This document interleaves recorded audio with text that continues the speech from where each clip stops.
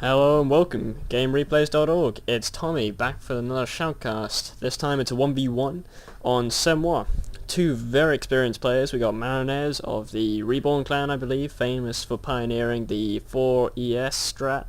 And he is going to be going up against today Manchurian Candidate, another really excellent player. And they're going to be battling out, as I said, on Semois.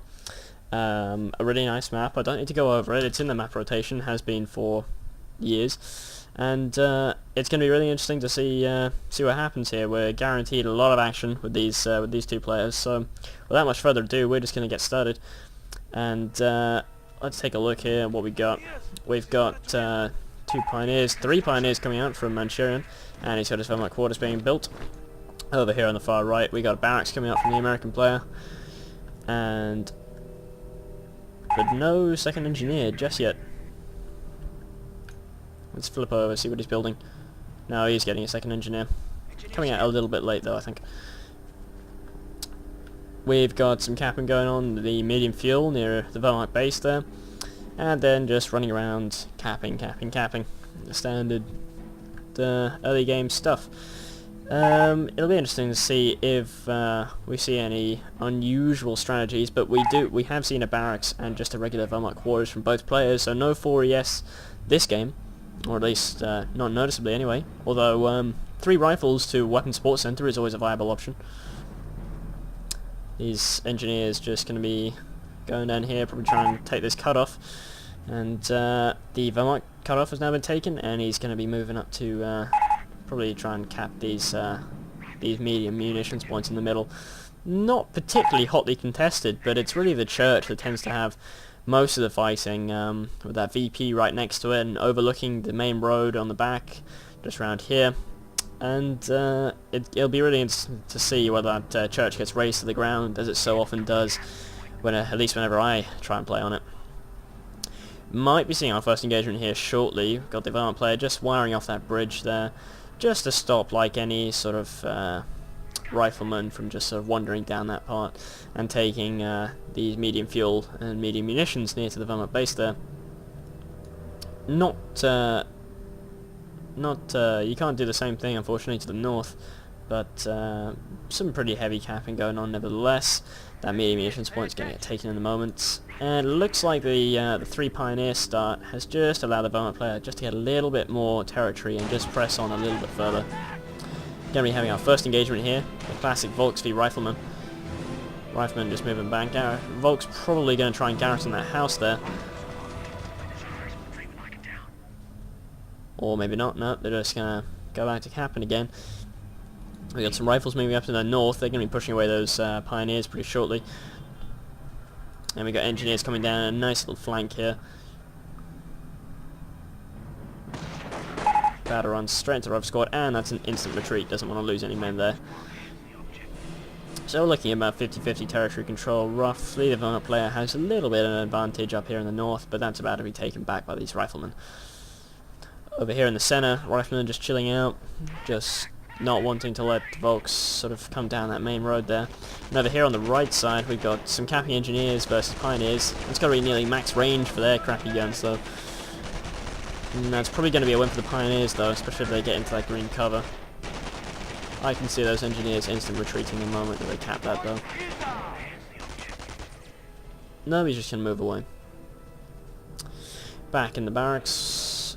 No 3rd rifle squad out yet, which is interesting because he's floating 500 manpower already and 50 fuel, so he could build a very early supply depot if he wanted to, supply yard. 2 rifles to a supply yard is not something that you see too often, but no, it looks like he's going 2 rifles to a WSC. That's what he was saving up his manpower for, but he still has enough manpower for another rifle squad. We just haven't seen one yet. First 1742 is out from the Vermont player. With the Volks in support, that's just going to be really good combo for the time being, especially with just 2 rifles. There's not really even enough rifles to do a proper flank. Not if there's more than just a single Volk squad there. Here we got just fighting it out from green cover at medium range. I think The Volks, I don't know, I mean, they're technically in green cover, but most of those guys are actually not in cover, even though they have a symbol. And that's probably going to be a win for the Rifles. They could probably charge and win very quickly now. But, the more Volks come in for support, those Rifles are going to need to fall back very shortly. Good plan, don't want to lose more men than is necessary. More Pioneers just moving out, and looks like, I think that's an MG42 in that building there as well. Just guarding that road there. But it looks like the American player is focusing here on the south, and he's got his first flamer out. That's going to be really nasty. He took a few casualties there. Are they going to get taken out on negative cover on the road? Ooh, no, he was safe just about. Those sliver of health from those guys. Might be a little bit of a flank here. I mean, there's quite a bit of support and an MG42. I can't remember exactly whether this is a beta patch game or not, but judging by how quickly those guys got suppressed, even in green cover, I'm going to guess that this is just a regular 2.601 game. Because in the beta patch, as you all know, engineers have been given the same suppression values as regular infantry and riflemen. So, but there you go, pretty much instant suppressed, and they were even in green cover. So there you go. And we have a sniper out as well. That's the real deadly part of the WSC is getting a sniper out. The 30 cals are nice. The AP rounds are okay. Maybe if you can land a few of them on a Puma, they can be nice. But it's the snipers that you really go for the WSC for. And there's a retreat from those flamers there, which could have been pretty deadly. Bit of a Zerg charge though, maybe on the sniper here. Double Volk squads and an MG42. Gonna suppress his rifles, they need to get the hell out of there. And that sniper might be forced to retreat as well. Engineers have been busy laying mines around the cutoffs. Sniper's cloaked again, he's trying to lure them into that mine. The MG42 is going to have trouble setting up in a good position now though, especially with double snipers on the field. He's really going to have a hard time because one volley and he's going to be down to just one man. I think that MG42 will probably go down pretty shortly. Boom, 2 Volks dead. There's not really any support for them besides that one mine, so they could have moved forward, but obviously we have the benefit of having no fog of war. Up here in the north, those rifles just moved away, and they're probably going to try and cap that medium munitions point. There's a mine right there though, mine right there. They're so close to it. Though is he going to want to... Oh, he's getting very close to it. They won't lose very many men, but they might take 1 or 2 casualties if they wander onto that. More mines going down. Nice position to lay the mines there, because normally the first vehicles tend to run out around that way. We also have our supply yard up, and 70 fuel, so the moment that he gets manpower back, which will take a while with these double snipers really draining his manpower, then he's going to be able to... well, they are uncloaked. MP40 Volks moving in, but he's got enough support. He's got enough support there. MP40 Volks, while they do deal massive DPS when stationary, they really can't shoot for shit when they're in the open and moving. Same with regular Volks as well. I think Volks Grenadiers have some of the worst moving accuracy of any unit in the game. Smart move retreating those Volks there. One last volley would have picked them all off, and that would have been a lot of lost manpower. The American player is making some really nice headroom here though. He might even be able to flank that MG42 just with rifles. Ooh, he's in green cover, but he's just meters away from it. There we go, point blank range. He's just waiting for his sniper to get into position. He retreated them. He could see that volley coming. We get a bike out now though.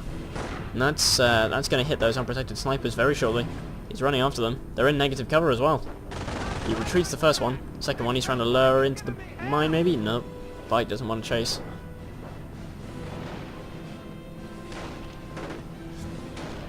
And those rifles just got pushed off there. So territories stand pretty much even Stevens here. We really don't have any massive advantages. And the VP stand at 500 for the American player, 481. Ooh, smacks into the mine on retreat and nearly takes out the squad. They guys just have a sliver of health there. And as I was saying, yeah, 500 VPs for the American player, and just 481, just a little bit of ticking down for the Vermont player there. Up here in the north, that mine obviously did get hit at some point. Lost a couple of guys there, being capped by those flamers. And down here in the south, we've got the MG42 just watching the road there, and riflemen planting mines, which means that we have gone infantry doctrine for Marinez Reborn. So we'll probably be seeing some rangers, some artillery, both on and on map.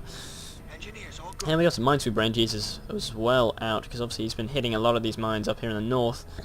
Probably getting a little bit paranoid about smacking into those things. Ooh, now that's the fatal mistake with firing at exactly the same time with snipers. Often they can shoot the exact same guy and you don't actually manage to kill the whole squad. But fortunately he did manage to kill them before they even capped. Poor guys. Very, very poor guys. That's 50 munitions down the drain. And that's 5 kills and 6 kills, respectively. NG's got suppressed there. They're not really managing to get very many kills, those guys.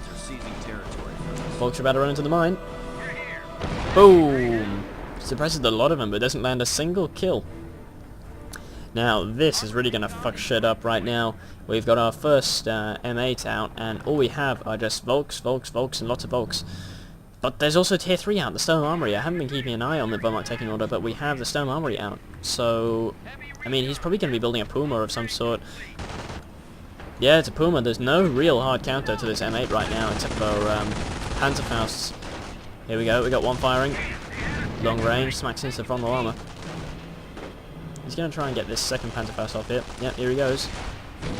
He needed to reverse out of range there, but because he does have the 30 cal covering him. But the Vermont player is it's going to be becoming very apparent for him that he needs to start getting some AT weapons very shortly, even though he does hold superior map control at this point. And that Puma just retreated all those guys up in the north. No real hard counters from those guys at all. These riflemen obviously just smacked into a mine right about there as well, and retreated by the bike, getting a couple of engineer kills there as well. All good stuff. And this right hand side, VP now being capped by the Volksgrenadiers, and the American player finds himself in a very, very nasty position. He's got a superior teching, and he needs to really try and sort of take advantage of that position, and his double snipers, but right now he's just been almost wired into his own base, and he really is only sitting on a couple of plus 10s, and only an income of 16 fuel. The 40 volts moving in. It's going to take them a while though to chew down that, but they will eventually kill it. Up here, looks like the sniper's going to try and take some long range shots on these folks. Engineers versus the bike here, and the MG42 instant suppressed. But now the M8's out, he's been repaired just a little bit. He's not quite in great shape, but he's looking okay. Observation post is going to be going down pretty shortly. And down here in the south, that strategic point's being capped as well.